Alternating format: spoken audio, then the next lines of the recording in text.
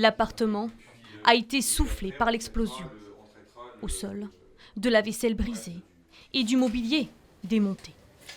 Le fils de la locataire, âgé de 92 ans, erre au milieu des débris. Voilà l'ampleur des dégâts, c'est de partout.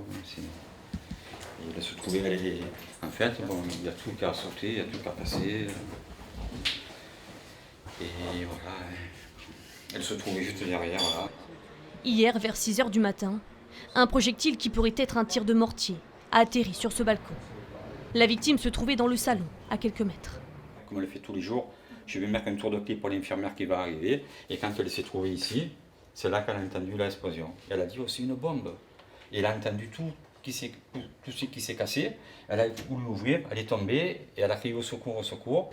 Marcel n'a pas été blessé, mais elle demeure extrêmement choquée. Choquée comme son autre fils, qui découvre ce matin l'appartement. Sa maison, c'est sa vie, c'est important pour elle, sa maison. Ça fait peur. Ma maman, peut-être elle serait plus de ce monde. Dans ce quartier résidentiel au sud de Marseille, les voisins rencontrés sont secoués.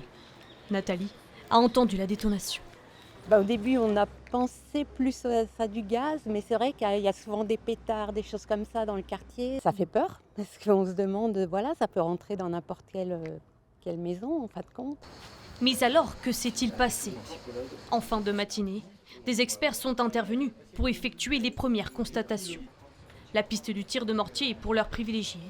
Une forte odeur de poudre se dégageait du sinistre. Il s'agit d'un incendie criminel. Nous allons voir ce qu'il en est à l'heure actuelle. Est-ce qu'il s'agit d'un tir de mortier sur sa terrasse? Est-ce qu'il s'agit d'une volonté délibérée d'attenter à son intégrité physique? Nous verrons cela rapidement.